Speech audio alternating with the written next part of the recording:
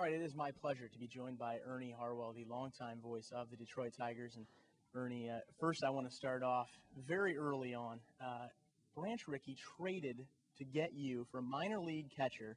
What do you remember about the day that you heard that they were trading a player for you? Well, I was pleased to get to the big leagues any way I could.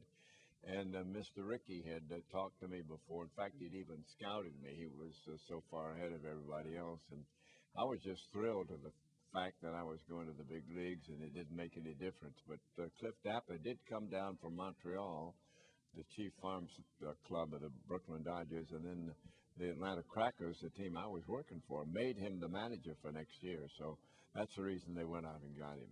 Now, you were announcing on TV the day of the shot heard around the world, Bobby Thompson's home run at the Polo Grounds. But the famous call was the Giants win the pennant, the Giants win the pennant. That wasn't your call. You were on TV, and actually you had been trading on and off, I believe, with the radio and doing the TV. What do you remember about that day?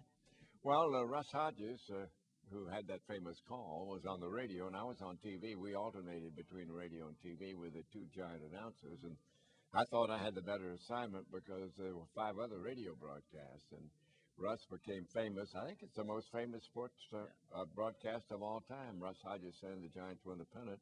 And I was on television, and only Miss Harwell and I know I was on that afternoon.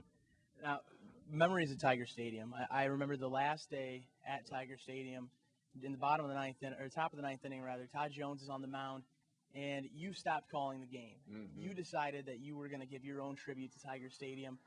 What made you go to that? You stopped the whole play-by-play of it, and you gave your own tribute. What made you decide to do that? Well, I felt so strongly about the ballpark. I felt that was a more important thing at the time than the play-by-play. And it was a great occasion, that final game at Tiger Stadium, because the crowd was so respectful and reverent, and nothing untoward happened. One incident or two could have ruined the whole evening, but they were great. And I think that they were great because they respected the ballpark.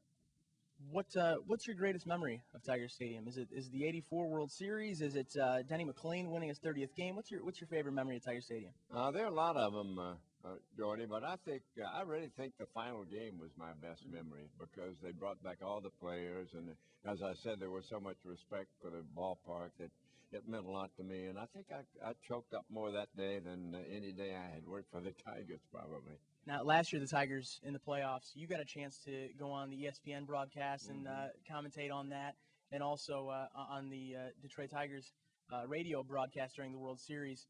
What was that like?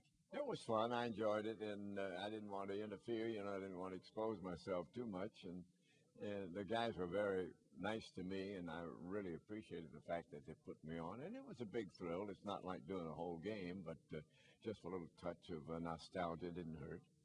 Is there a guy that you remember when you first started that really got you into broadcasting, got you interested in it?